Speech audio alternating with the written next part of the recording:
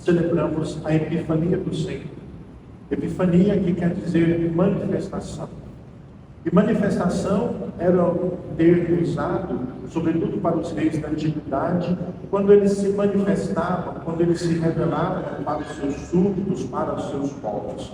Mas a tradição cristã toma também esse nome para Jesus, esse termo para Jesus, e celebramos esta festa da Epifania, porque é justamente o Senhor que é revelado a todas as nações, o Senhor que é apresentado a todas as nações.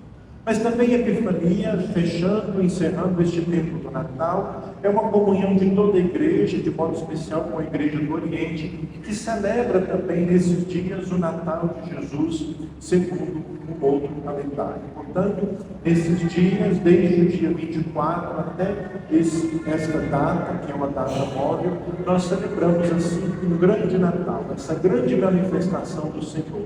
O Senhor que se revela a todos nós. É a alegria do nascimento do menino Jesus que revela o amor de Deus para todos nós. E nesse dia da Epifania, o que é que nós podemos colher da palavra de Deus? O que é que nós podemos abstrair da palavra de Deus e deixar que ela nos anime, que ela nos motive? Da mesma forma como no Natal, nós temos a primeira leitura retirada do profeta Isaías e traz para nós novamente o tema da luz. O tema da luz. O povo que estava na escuridão agora é iluminado. O povo que estava nas trevas agora tem a luz do Senhor. Por isso Isaías convida a cidade de Jerusalém a levantar-se, a ficar de pé, em sinal de prontidão, mas também em sinal de serviço, e perceber esta luz do Senhor que brilha sobre a cidade. Perceber essa luz do Senhor que brilha sobre a cidade santa. E essa luz é justamente o quê? O Senhor que se faz presente no meio do seu povo. E essa presença do Senhor que ilumina, que irradia a sua luz para todos os lados, passa a ser então um lugar para que todos os povos possam ver. Por isso, a primeira leitura e o Salmo vão dizer justamente isso. As nações de todos os povos hão de adorar-vos, ó Senhor. Jerusalém passa a ser então entendida como um lugar de adoração universal, onde todos se encontram para adorar o Senhor. Enquanto no resto do mundo há sombra e escuridão, em Jerusalém predomina a luz do Senhor. E esta luz ilumina, clareia, dissipa toda a treva. E assim todos os povos recorrem a Jerusalém, a cidade iluminada, a cidade da luz. Mas a luz não por seu brilho próprio, não por si mesma, mas a luz do Senhor é que resplandece. Depois, meus irmãos, com o Evangelho, nós poderíamos tirar muitos temas, poderíamos apresentar muitas interpretações que o texto nos possibilita. Mas eu gostaria de chamar a atenção para uma que eu acho mais importante e que julgo mais necessária. Nós ouvimos que há 3 homens que são conhecidos como magos. Depois, com as mudanças das tradições e da cultura, eles também assumiram o nome de reis magos, porque apresentam alguns presentes muito significativos. E nós assumimos então esse nome de reis magos, ou os 3 reis magos, como nós bem conhecemos. E os 3 reis magos, a representação que nós temos, representam também justamente isso. Todos os povos vêm adorar o Senhor. Todos os povos se encontram para adorar Jesus Cristo. Não é à toa que na representação os 3 reis magos são de cores distintas. Um é negro, o outro é branco e o outro é pardo ou amarelo. E assim representam a todos os povos que vêm se encontrar na pessoa de Jesus, que vêm adorar o Senhor Jesus. Esses magos, que na verdade eram estudiosos da filosofia, das religiões antigas, da astrologia, começaram justamente a perceber e a procurar os sinais do nascimento do menino Jesus. Começaram a procurar os sinais que os levariam para o encontro com o menino. E começam assim a sua peregrinação, a sua caminhada, observando os astros, conversando com as pessoas, procurando as pessoas, os sinais que pudessem levar até o menino recém-nascido. Até que com a estrela que os guia, que os ilumina, eles conseguem chegar ao encontro do menino Jesus. O que eu quero dizer com isso, meus irmãos, ressaltando esta parte do Evangelho? Os magos não tinham um pleno conhecimento do nascimento de Jesus. Os magos não tinham um ponto exato aonde o menino deveria nascer. Estudaram os livros antigos, observaram os sinais, conversaram com as pessoas até compreenderem aonde estava o menino, seguindo os sinais que Deus lhes dava, absorvendo os sinais que o Senhor apresentava para eles, e assim conseguiram se encontrar com o menino Jesus. Por isso, meus irmãos, ressalto esta parte, porque acho que para nós também isso é muito importante hoje. Procurar os sinais aonde o Senhor nasce na nossa vida. Procurar os sinais aonde o Senhor Jesus se revela, se manifesta na nossa vida, na nossa história. Nós não sabemos com exatidão aonde o Senhor está. Até sabemos, está na palavra, está na Eucaristia, está junto de nós quando nós rezamos.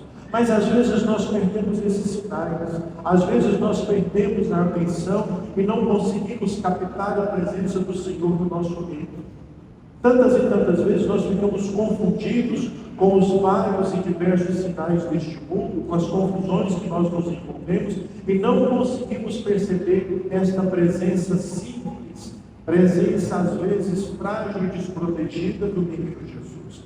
Por isso, assim como os reis magos procuravam no tempo, na história, na palavra, os sinais da presença do Senhor, também nós hoje precisamos procurar esses sinais. Às vezes nós olhamos ao nosso redor e nós enxergamos primeiro os sinais de escuridão. Às vezes nós olhamos ao nosso redor e enxergamos primeiro os sinais que nos afastam de Deus. Olhamos ao nosso redor e não percebemos nenhum sinal da presença de Deus.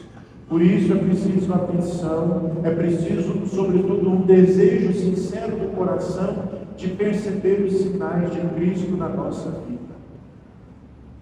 Um desejo sincero de procurar a Cristo. Às vezes nós podemos estar aqui, caminhamos na igreja e não temos um desejo sincero de nos encontrar com o Senhor. Ficamos por aí andando, sendo levados pela força da corrente, pela força do tempo, e não nos empenhamos mesmo na procura do Senhor. Por isso é preciso que no nosso coração, assim como havia nos reis magos, um desejo realmente sincero de procurar o Senhor, de encontrar o Senhor.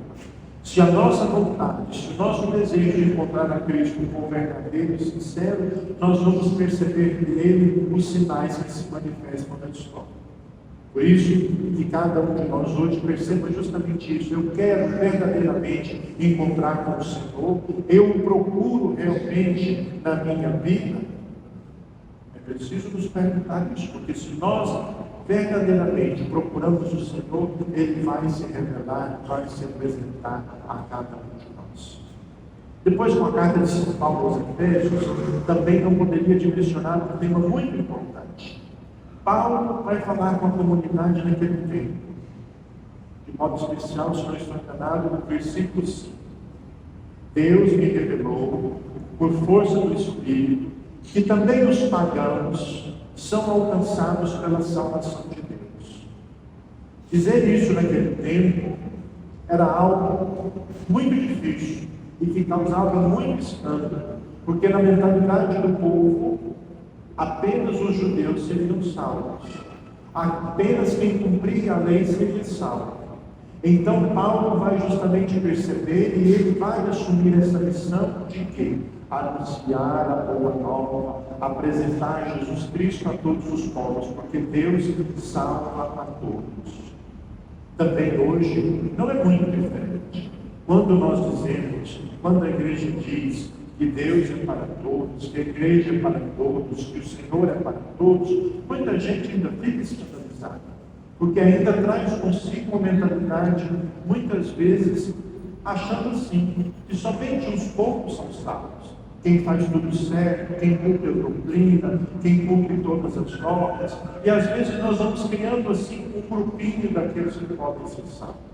Mas Paulo vai dizer com muita clareza, e a igreja também continua afirmando isso hoje: a salvação é para todos.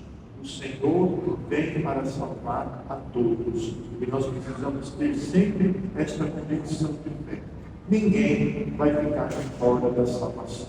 O Senhor sempre procura um modo de se aproximar de cada um de nós. Queridos irmãos e irmãs, nesta festa da Epifania, aonde nós celebramos o Senhor que se manifesta, o Senhor que se revela, vamos pensar um pouco sobre esses temas. Na primeira leitura, Jerusalém, com a presença do Senhor, se torna a luz que ilumina todos os povos, a luz que ilumina todas as gentes. Também em cada um de nós deve existir essa luz, a luz de Cristo, que ilumina todos os lugares, que ilumina todos os ambientes, que afasta a escuridão do mal e do pecado, que dissipa as trevas do ódio e muitas vezes das brigas que existem entre nós. Portanto, cada um de nós deixa a luz do Senhor que está em ti iluminar os ambientes e os lugares aonde você vive. Depois, com os magos, como nós falamos, vamos aprender a reconhecer os sinais de Cristo na nossa vida, no nosso tempo, na nossa história. E com Paulo, sempre acreditar e confiar que a salvação que Jesus veio trazer é para todos os povos. Queridos irmãos e irmãs, que a palavra de Deus que hoje nós partilhamos seja para nós conforto e alegria, mas sobretudo seja ânimo e vigor para o início desse ano. Que possamos iniciar com muito empenho a nossa vida, mas de modo especial a nossa vida com Cristo, percebendo a sua presença no meio.